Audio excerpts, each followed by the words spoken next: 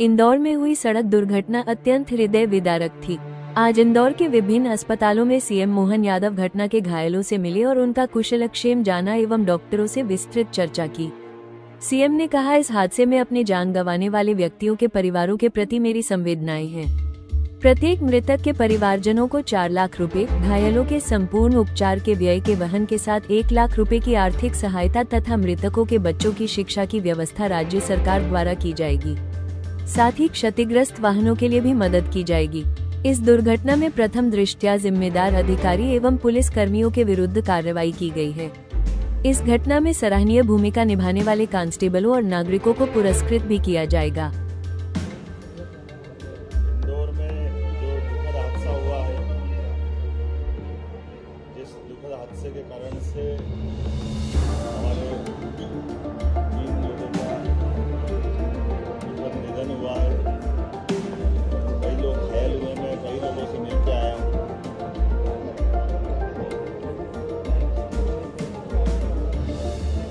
मिलकर आने के साथ में सभी घायलों को पूरा इलाज कराने का, जिनकी आंखों वगैरह थी उनको आंखों दिलवाने का, प्रत्येक मृतक को 4-4 लाख रुपया घायल का पूरा इलाज कराने के अलावा भी 1-1 लाख रुपया उनके लिए भी, और एक तो गरीब परिवार के जो खासकर जिनका पति भी घटना के शिकार हुए हैं, उनके और जो बच्चे जिनके छोटे उनकी पढ़ाने की चिंता भी हमारी अपनी सरकार के माध्यम से करेंगे। क्योंकि ये घटना बहुत दुखद हुई है और ऐसी घटना में सरकार के माध्यम से प्रशासन की व्यवस्थाओं को चाक-चौबंद करने के लिए हमने कल ही हमारे एसीएस होम शिवशेखर जी को भेजा था, आज ही भेजा है। और भी प्रथम दृष्टया कुछ कार्रवाई मैं उनसे चर्चा करने के बाद अनाउंस कर रहा हूं और डिटेल जानकारी लेते हुए बाकी और भी इस संबंध में आगे किया जाएगा। इंदौर में सोमवार बेकाबू ट्रक घटना में पुलिस उपायुक्त को भी तुरंत हटा करके भोपाल अटैच किया जाएगा। सुदेश सिंह सहायक पुलिस आयुक्त, प्रेम सिंह एएसआई, चंद्रेश मरावी प्रभावी सूबेदार सुपर कॉरिडोर चौराहा, दीपक यादव निरीक्षक एरोड्रम की प्रथम दृष्टया लापरवाही पाने जाने से इनकी जिम्मेदारी निर्धारित करते हुए तत्काल प्रभाव से इनको निलंबित करने की कार्रवाई की जा रही है। इसके साथ ड्यूटी पर तैनात सभी कांस्टेबलों को भी निलंबित किया जाएगा। 4 पुलिस कांस्टेबल, अपर आयुक्त, मुख्य जनरल सचिव घटना की जांच करके आगे की कार्रवाई प्रस्तावित करेंगे। जिस कांस्टेबल ने अच्छा काम किया है, पंकज यादव ने या और जो बताया गया है, इनको भी पुरस्कृत किया जाएगा।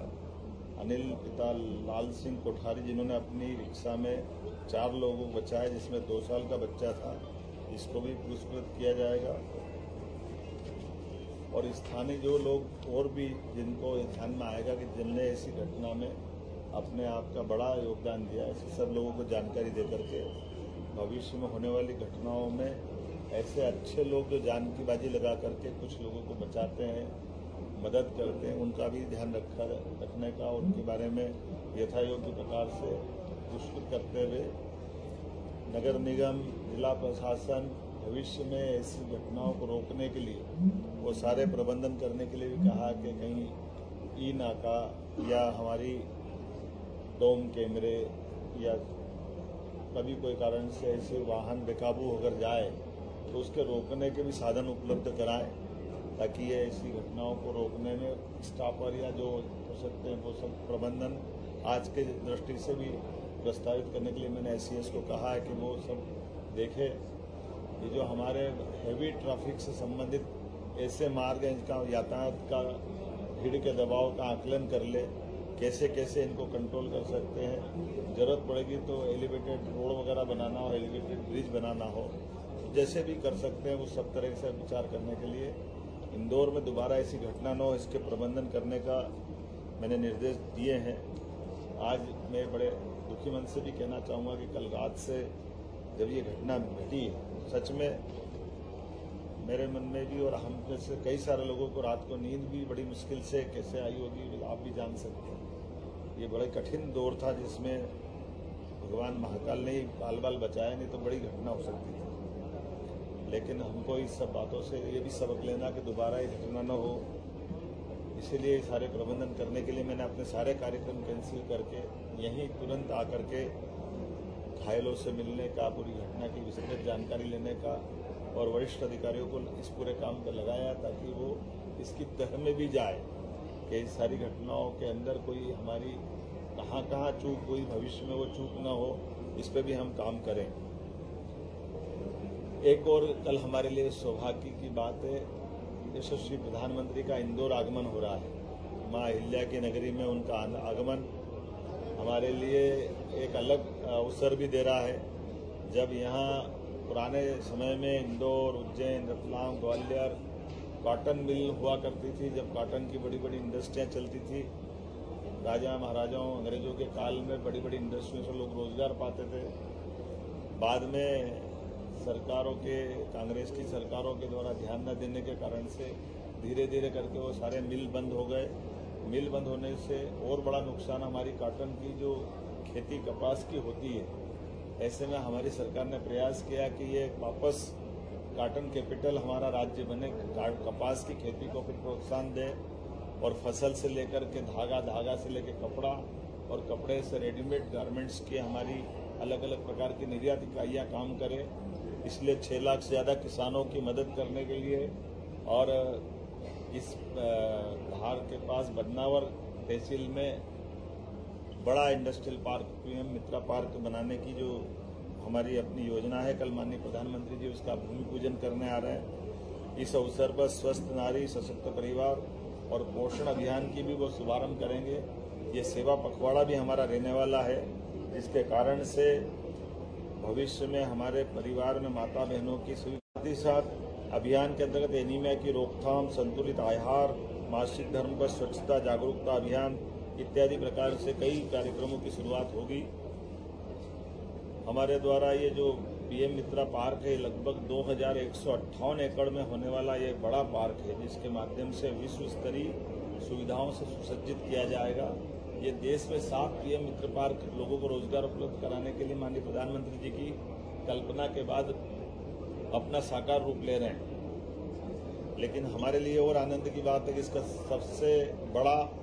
और सबसे पहला पार्क का भूमि पूजन हमारे यहाँ ही हो रहा है। और इसकी एक और बात है कि जब हमारे विकास का शुभारंभ होगा, मई समान रूप से 11 तारीख तक पूरे पार्क की सभी लैंड का अलॉटमेंट देश के बड़े बड़े स्वनाम धन्य सारे कॉटन और कॉटन से जुड़े हुए इंडस्ट्री वाले, सभी प्रकार के कपड़ा बनाने वाले हमारे उद्यमियों ने हमारे इस पूरे प्रोजेक्ट के लिए अपनी बढ़ चढ़ कर के भूमि अलॉटमेंट में हमारी आज की स्थिति में सारी जमीनों के प्रोजेक्ट के प्रस्ताव को सभी उद्योगपतियों ने न केवल लिया है बल्कि उसकी राशि कराने की दिशा में भी ठोस कदम बढ़ा करके वो आगे बढ़े। तो ये एकमात्र ऐसा पार्क बनेगा, इस इंडस्ट्रियल पार्क, जिसमें एक तरफ इंफ्रास्ट्रक्चर के काम भी होंगे, दूसरे समान रूप से इंडस्ट्रियों के अपने अपने निर्माण भी चालू हो जाएंगे। अर्थात ये सानी के खाली हम अपने निर्माण पार्क के अंदर की सड़क और अधोसंरचना के करेंगे, कारखाने बाद में आएंगे, ये दोनों एक साथ होंगे। मैं इस बात के लिए हमारे राज्य के युवाओं की दृष्टि से, गरीबों की दृष्टि से, महिला और किसानों के लिए ये कपास और बाकी सब लोगों के लिए रोजगार के बड़े अवसर देगा, जब इसमें 1 लाख से ज्यादा लोगों को रोजगार मिलेगा और 6 लाख से ज्यादा किसान परिवारों को इसको लाभ मिलने वाला है। यहीं पर हमारा 20 MLD का कॉमन ट्रीटमेंट प्लांट, 10 MVA का ऊर्जा संयंत्र, पानी बिजली की सुरक्षा की, आधुनिक सड़कें बनाने की, 81 प्लग एंड प्ले यूनिट्स इत्यादि कई प्रकार के काम हम यहाँ करने वाले हैं। पीएम मित्रा पार्क को भरोसा जताते हुए अभी तक 23,146 करोड़ के निवेश के प्रस्ताव हमको मिल गए हैं। ये अभी हमारे लिए बहुत बड़ी अपने आप में, और इसी के साथ साथ वस्त्र उद्योग से जुड़े बड़े संगठन और उद्योग समूह ने निवेश के बारे में अपने प्रस्ताव हमको दे दिए हैं। धार से निर्मित वस्त्र और परिधान अब सीधे ग्लोबल अर्थात विश्व के मार्केट पे जाएंगे, जिसके कारण से मध्य प्रदेश टेक्सटाइल हब के रूप में जाना जाएगा। मैं मान के चलता हूं कि प्रधानमंत्री मोदी के 5F के अनुसार फार्म से फाइबर, फाइबर से फैक्ट्री, फैक्ट्री से फैशन और फैशन से फॉरेन तक ये वैल्यू चेन हमारे यहाँ बनने वाला रहेगा। हमारे बीच में आज जब ये मैं पार्क की बात कर रहा हूँ तो इसके आधार पर कई सारी सौगातें और भी मिलने वाली है और सेवा पखवाड़े के माध्यम से 17 सितंबर से 2 अक्टूबर तक स्वच्छता सेवा अभियान, जिसकी जन भागीदारी, स्वच्छता, सेवा, जन कल्याणकारी कार्यक्रम अलग अलग प्रकार से जो हमने पूर्व में बताए हैं, मैं इस अवसर पर एक बगिया माँ के नाम से लगा करके हमारे स्पोर्ट्स की सभी प्रकार की एक्टिविटी और बहुत सारे कामों के बारे में भी हमारी अपनी सरकार के माध्यम से सामाजिक संगठन, राजनीतिक दल सबको जोड़ करके इस पर काम कर रहे हैं। कल सुमन सखी चैटबॉट की लॉन्चिंग भी माननीय प्रधानमंत्री जी के द्वारा होगी, जो प्रधानमंत्री सुरक्षित मातृत्व अभियान के माध्यम से मातृ एवं शिशु स्वास्थ्य में जागरूकता के लिए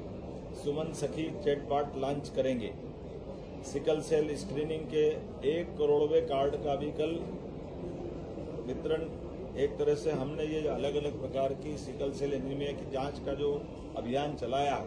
लगभग 1 करोड़ लोगों की जांच हमने करी है। ये बड़ा अभियान, तो इसका 1 करोड़वा कार्ड कल हम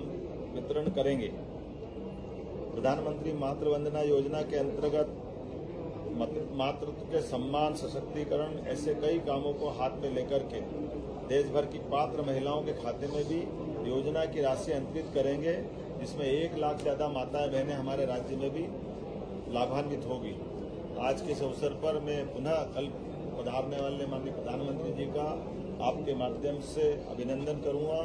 आज के इस दौर में जब स्वदेशी के भाव को बढ़ावा देते हुए अतीत का वो गौरवशाली पृष्ठ को माननीय प्रधानमंत्री जी के माध्यम से हम पुनः जीवंत कराएंगे, जब न केवल रोजगार मिलेगा और रोजगार भी हमारे किसानों के द्वारा उत्पादित फसल के लिए कपास के आधार पर वापस हमारा वो दौर वापस आने वाला है। आइए हम सब माननीय प्रधानमंत्री जी का पलक पावड़े बिछा करके अभिनंदन करने वाले हैं और उनके माध्यम से रोजगार की जो सौगात मिल रही है, ये कई लोगों के जीवन में बदलाव लाएगी। युवा, महिला, गरीब, किसान सबके जीवन के लिए कल का दिन मील का पत्थर रहेगा। मैं आज के इस अवसर पर खास करके जैसे कल बीती घटना के कारण से मेरा मन भी व्यथित है, हम सब इस दुख में भी शामिल हैं, लेकिन एक बाबा की लीला है, कोई ऐसा खराब समय था जिसके कारण ये घटना घटी है। लेकिन मैं आश्वस्त करता हूँ अधिकारियों को, हमने ताकीद किया है किसी हालत में दोबारा ऐसी घटना नहीं घटे। देखते रहे आदित्य भारत न्यूज।